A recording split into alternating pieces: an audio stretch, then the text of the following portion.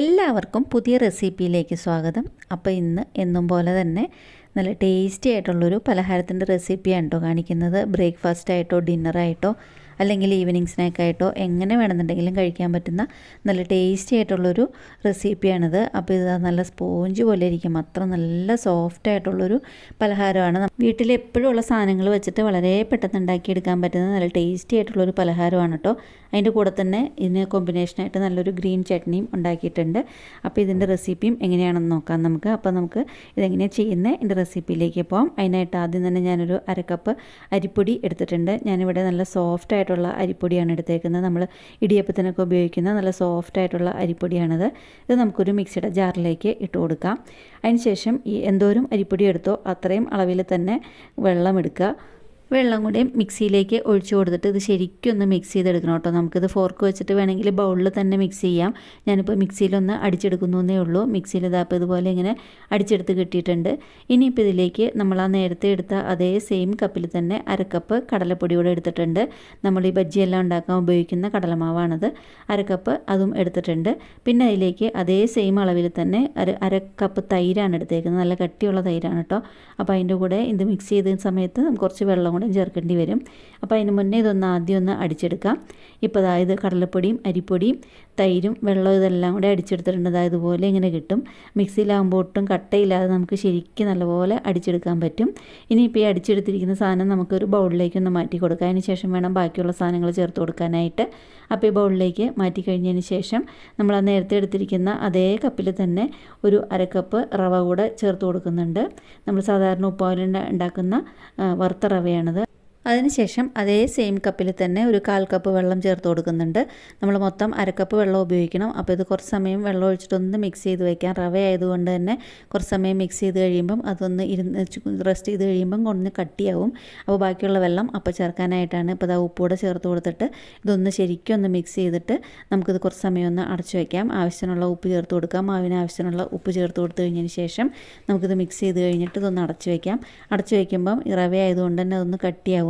അപ്പോൾ അതിന് ശേഷം ബാക്കിയുള്ള 1/4 കപ്പ് വെള്ളം നമുക്കിത് കട്ടിയായി കഴിഞ്ഞിരിക്കുമ്പം ഒന്നും കൂടെ ഒന്ന് മിക്സ് ചെയ്യാനായിട്ട് ബാക്കിയുള്ള 1/4 കപ്പ് വെള്ളം കൂടെ ചേർത്ത് കൊടുത്തിട്ടുണ്ട്.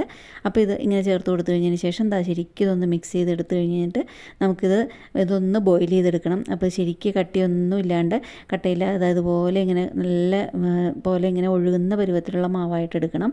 അതിന് ശേഷം ഞാൻ ഇതുപോലെ കുഞ്ഞു ബൗളുകൾ എടുത്തിട്ടുണ്ട്. ഇതിപ്പോൾ ഒരു 6 ബൗളുണ്ട്. ഈ കുഞ്ഞു ബൗളുകളിൽ നമുക്ക് ശരിക്കും ഇതൊന്ന് എണ്ണമയം പുരട്ടിയിട്ട് വേണം ഇതൊന്ന് വേവിച്ചെടുക്കാനായിട്ട്. അപ്പോൾ അതിനായിട്ട് ഞാനിപ്പോൾ ഇതിലേക്ക് വെളിച്ചെണ്ണയാണ് ചേർത്ത് കൊടുക്കുന്നത്. ഞാനിത് ഫുള്ള് ഇതുണ്ടാക്കുന്ന വെളിച്ചെണ്ണയിലാണ് കേട്ടോ. അപ്പോൾ ഈ എല്ലാ ബൗളിലും നമുക്കിതുപോലെ ഇങ്ങനെ ഒന്ന് വെളിച്ചെണ്ണ ഒന്ന് പുരട്ടി കൊടുക്കാം. എല്ലാ ബൗളിലും ഫുള്ള് പുരട്ടി കൊടുക്കണം. മേലെ വരേക്ക് പുരട്ടി കൊടുക്കണം. ഒരു സ്ഥലത്തും ഒന്നും പിടിക്കരുത്. അതിന് ശേഷം അതിലേക്ക് 1/4 കപ്പ് നമുക്ക് മാവ് ഒഴിച്ചു കൊടുക്കണം. ബൗളിൻ്റെ 1/4 ഭാഗത്തോളം നമുക്ക് മാവ് ഒഴിച്ചു കൊടുക്കുക. അത് വേകുന്ന സമയത്ത് ചിലപ്പോൾ പൊങ്ങി വരും. അതുകൊണ്ടാണ് 1/4 ഭാഗം എന്ന് പറഞ്ഞത്. ഇപ്പോൾ 6 ബൗളിലും ഒഴിച്ചു കൊടുത്തിട്ടുണ്ട്. അതിന് ശേഷം വെള്ളം തിളപ്പിക്കാൻ വെച്ചിട്ടുണ്ടായിരുന്നു നേരത്തെ തന്നെ. നമുക്കൊരു ഇഡ്ഡലി തട്ടിൽ ഇതുപോലെ ഇങ്ങനെ ഒരു ട്രേ വെച്ചിട്ട് ഇതൊരു 10-15 മിനിറ്റോളം ഒന്ന് വേവിച്ചെടുക്കണം. നല്ലപോലെ തിളച്ച് കഴിഞ്ഞിട്ട് ഒരു 15 മിനിറ്റ് മീഡിയം ഫ്ലെയിമിൽ ഇതൊന്ന് തിളച്ച് കഴിഞ്ഞാൽ ശരിക്കും വെന്ത് കിട്ടും. നല്ലപോലെ തിളച്ച വെള്ളത്തിലേക്ക് ഇറക്കി വെച്ച് കഴിഞ്ഞിട്ട് ചെയ്യാം. അപ്പോൾ ആ സമയം കൊണ്ട് വേകുന്ന സമയം കൊണ്ട് കുറച്ച് ചട്നി തയ്യാറാക്കി എടുക്കാം. ഒരു പിടി മല്ലിയില, ഒരു അരപ്പിടി പുതിനയില, അതിന് ശേഷം ഒരു കഷ്ണം ഇഞ്ചി, അതിന് ശേഷം കുറച്ചൊരു 1/4 പിടിയോളം കപ്പലണ്ടി ചേർത്ത് കൊടുത്തിട്ടുണ്ട്. പച്ചമുളക് ചേർത്ത് കൊടുക്കുന്നുണ്ട്. അതിന് ശേഷം ആവശ്യത്തിനുള്ള ഉപ്പ് കൂടെ ചേർത്ത് കൊടുത്തു കഴിഞ്ഞിട്ട് ഒരു പകുതി നാരങ്ങ നീരോടെ ചേർത്ത് കൊടുക്കുന്നുണ്ട് കേട്ടോ. അത് ഓപ്ഷണലാണ്. നിങ്ങൾക്ക് ഇഷ്ടമുണ്ടെങ്കിൽ ചേർത്താൽ മാത്രം മതി. ചെറിയൊരു പുളിപ്പിന് വേണ്ടിയിട്ടാണ്. അതിന് ശേഷം ഇത് നമുക്കിതൊന്ന് അരച്ചെടുക്കണം. ശരിക്കും നല്ല വെള്ളം പോലെ പേസ്റ്റ് പോലെ അരച്ചെടുത്ത് കഴിഞ്ഞിട്ട് ഒട്ടും വെള്ളം ചേർക്കാതെയാണ് കേട്ടോ അരച്ചതായ ഇലയിലുള്ള വെള്ളം മാത്രമേ ഉള്ളൂ. ചട്നി ഇവിടെ റെഡിയായി കഴിഞ്ഞിട്ടുണ്ട്. അപ്പോൾ ഈ ചട്നി റെഡിയാക്കിയ സമയം കൊണ്ട് നമ്മൾ നേരത്തെ വേവിക്കാൻ വെച്ചിരുന്നത് ശരിക്കും വെന്ത് കിട്ടിയിട്ടുണ്ട്. അപ്പോൾ അതുപോലെ ഇങ്ങനെ ഒരു ഫോർക്ക് വെച്ചിട്ടൊന്ന് കുത്തി നോക്കുമ്പം ശരിക്കും നല്ലപോലെ ഇങ്ങനെ വെന്ത് കിട്ടിയിട്ടുണ്ട്. ഫോർക്കിലൊന്നും ഒട്ടും പിടിച്ചിട്ടില്ല. അതിന് ശേഷം ഇത് ശരിക്കും ചൂടാറി കഴിഞ്ഞിട്ട് വേണം കേട്ടോ ഈ ബൗളിൽ നിന്ന് മാറ്റി കൊടുക്കാനായിട്ട്. അപ്പോൾ നമുക്കിത് ചൂടാറാനായിട്ടൊന്ന് ഫ്ലെയിം ഓഫ് ചെയ്ത് കഴിഞ്ഞതിന് ശേഷം ഇത് ചൂടാറാനായിട്ട് ഒന്ന് മാറ്റി നീക്കി വയ്ക്കാം. അപ്പോൾ ഇത് നീക്കി വെച്ച് കഴിഞ്ഞിട്ട് ശരിക്കും ചൂടാറണം. അപ്പോഴേ അല്ലെങ്കിൽ ബൗളിൽ നിന്ന് വിട്ടു പോരുമ്പം അത് അവിടെ ഇവിടെ എല്ലാം പിടിച്ചിരിക്കുന്നുണ്ടാവും. ശരിക്കും ചൂടാറി കഴിഞ്ഞതിന് ശേഷം മാത്രമേ ബൗളിൽ നിന്ന് എടുക്കാമുള്ളൂ. ഇപ്പോൾ ചൂടാറാനായിട്ട് വെച്ച് കൊടുത്തിട്ടുണ്ട്. ഒരു 5 മിനിറ്റിലൊന്ന് ഇരുന്നാൽ ശരിക്കും ചൂടാറി കിട്ടും. അത് അപ്പോൾ നമുക്ക് ശരിക്കും ചൂടാറി കഴിഞ്ഞാൽ ഇത് കൈകൊണ്ട് ശരിക്കും ഇങ്ങനെ വിടിയിച്ച് വരുത്താവുന്നേ ഉള്ളൂ. അതുപോലെ ഇങ്ങനെ ഒന്ന് കമഴ്ത്തുമ്പോഴേക്കും തന്നെ ഇങ്ങനെ വിട്ട് കിട്ടും. ഇപ്പോൾ ഇതാ നല്ല സോഫ്റ്റ് ആയിട്ടുള്ള പലഹാരമാണ് കേട്ടോ ഇത്. അടുത്തതും ഇതുപോലെ തന്നെ ഇങ്ങനെ വിടിയിച്ചെടുത്തിട്ടുണ്ട്. അതിന് ശേഷം നമുക്കൊരു കൂട്ട് റെഡിയാക്കണം. അതിനായിട്ട് ഞാനിപ്പോൾ ഇവിടെ ഒരു പാൻ വെച്ച് കൊടുത്തിട്ടുണ്ട്. ആ പാനിലേക്ക് വെളിച്ചെണ്ണ തന്നെ ഒഴിച്ചു കൊടുത്തു. 1/2 സ്പൂൺ വെളിച്ചെണ്ണ ഒഴിച്ചു കൊടുത്തു. ചൂടായി കഴിയുമ്പം കടുക് ഇട്ട് കൊടുത്തിട്ടുണ്ട്. കടുക് പൊട്ടി കഴിയുമ്പം കുറച്ച് ജീരകം ചേർത്ത് കൊടുക്കുക. പിന്നെ അതിലേക്ക് ഒരു പച്ചമുളക് ചെറുതായിട്ട് ഇങ്ങനെ ഒന്ന് ചോപ്പ് ചെയ്തിട്ട് അതും കൂടെ ചേർത്ത് കൊടുത്തിട്ടുണ്ട്. അതിന് ശേഷം അതിലേക്ക് നമുക്ക് ഒരു നുള്ള് അല്ലെങ്കിൽ ഒരു 1/4 സ്പൂൺ മുളക് പൊടി ചേർത്ത് കൊടുത്തിട്ടുണ്ട്. അതിൻ്റെ കൂടെ തന്നെ 1.5 സ്പൂൺ സാമ്പാർ പൊടി ചേർത്ത് കൊടുത്തിട്ടുണ്ട് കേട്ടോ. സാമ്പാർ പൊടി അല്ലെങ്കിൽ നിങ്ങൾക്ക് പാവ് ബജി മസാല ഏത് വേണമെന്നുണ്ടെങ്കിലും ചേർത്ത് കൊടുക്കാം. ഞാനിപ്പോൾ ഇവിടെ സാമ്പാർ പൊടിയാണ് ചേർത്ത് കൊടുത്തേക്കുന്നത്. ഈ പൊടികളെല്ലാം ശരിക്കും പച്ചമണം പോയി കഴിഞ്ഞ് കഴിയുമ്പം അതിലേക്ക് നമുക്ക് നേരത്തെ നമ്മൾ വേവിച്ച് വെച്ചിരുന്ന പലഹാരം അതിലേക്ക് ചേർത്ത് കൊടുക്കുക. നമ്മൾ ബൗളിൽ നിന്ന് വേർപെടുത്തി എടുത്തിരിക്കുന്ന പലഹാരം അതിലേക്ക് ചേർത്ത് കൊടുത്തിട്ട് തിരിച്ചും മറിച്ചും ഇട്ടിട്ട് ശരിക്കും ഒന്ന് മുരിച്ചെടുക്കണം. ഈ ചൂടിലും ഈ മസാലയിലും ശരിക്കും ഇതൊന്നും മുരിച്ചെടുക്കണം. ഒരു 4-5 മിനിറ്റോളം മീഡിയം ഫ്ലെയിമിൽ തിരിച്ചും മറിച്ചും ഇട്ടിട്ട് ഇതിങ്ങനെ ശരിക്കും ഒന്ന് മുരിച്ചെടുക്കുക. അതിന് ശേഷം നമ്മൾക്ക് ഈ മസാലയെല്ലാം ശരിക്കും ഇതിലേക്ക് പിടിച്ചു കഴിയുന്ന സമയത്ത് നമുക്കിതൊരു പ്ലേറ്റിലേക്ക് കോരി മാറ്റാം. ഇപ്പോൾ ഇത് ശരിക്കായിട്ടുണ്ട്. അതിന് ശേഷം ഫ്ലെയിം ഓഫ് ചെയ്ത് കഴിഞ്ഞിട്ട് ഞാനിതൊന്ന് പ്ലേറ്റിലേക്ക് ഒന്ന് കോരി മാറ്റി കൊടുക്കുകയാണ് കേട്ടോ.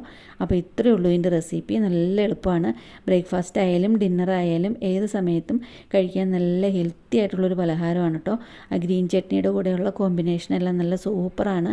ഗ്രീൻ ചട്നിയുടെ ആ ചെറിയൊരു പുളിപ്പും ഇതിലും നമ്മൾ തൈരെല്ലാം ചേർത്തിട്ടുണ്ട്. അപ്പോൾ ഇതിലും ചെറിയൊരു പുളിപ്പെല്ലാം ഉണ്ട്. അപ്പോൾ നല്ല ടേസ്റ്റി ആയിട്ടുള്ളൊരു പലഹാരമാണ്. നിങ്ങൾക്ക് ഇഷ്ടപ്പെട്ടു എന്ന് കരുതുന്നു. ഇഷ്ടമുള്ളവർക്ക് ഇതാ കുറച്ച് മല്ലിയില ചോപ്പ് ചെയ്ത് വെച്ചിട്ട് ഇതുപോലെ ഇങ്ങനെ ഒന്ന് ഡെക്കറേറ്റ് ചെയ്തെടുക്കാം. ഇത്രയേ ഉള്ളൂ. അപ്പോൾ ഇഷ്ടപ്പെട്ടു എന്നുണ്ടെങ്കിൽ നിങ്ങൾ ഇതുപോലെ ഒന്ന് ഉണ്ടാക്കി നോക്കുക. ഉണ്ടാക്കി നോക്കിയിട്ട് നിങ്ങളുടെ അഭിപ്രായങ്ങൾ കമൻറ്റ് ബോക്സിലൂടെ ഒന്ന് അറിയിക്കുക. അതുപോലെ തന്നെ എന്നും പറയുന്ന പോലെ ആദ്യമായിട്ട് കാണുന്നവരുണ്ടെന്നുണ്ടെങ്കിൽ എൻ്റെ ചാനലൊന്ന് സബ്സ്ക്രൈബ് ചെയ്ത് സപ്പോർട്ട് ചെയ്യുക. അടുത്തുള്ള ബെല്ലൈക്കൺ പ്രസ് ചെയ്ത് ഓൾ എന്നുള്ള ഓപ്ഷൻ ക്ലിക്ക് ചെയ്താൽ ഞാനിതുപോലെ വീഡിയോസ് ഇടുമ്പം അപ്പോൾ തന്നെ നിങ്ങൾക്ക് അതിൻ്റെ നോട്ടിഫിക്കേഷൻ വരുന്നതായിരിക്കും. ഈസി ആയിട്ടും ടേസ്റ്റി ആയിട്ടും വെറൈറ്റിയുമായിട്ടുള്ള വേറൊരു പലഹാരമോ അല്ലെങ്കിൽ ബ്രേക്ക്ഫാസ്റ്റ് റെസിപ്പിയോ ഈവനിങ് സ്നാക്കോ അല്ലെങ്കിൽ എന്തെങ്കിലും റഞ്ചിൻ്റെ കറി എന്തെങ്കിലുമായിട്ട് ഉടനെ കാണുന്നവരേക്കും താങ്ക്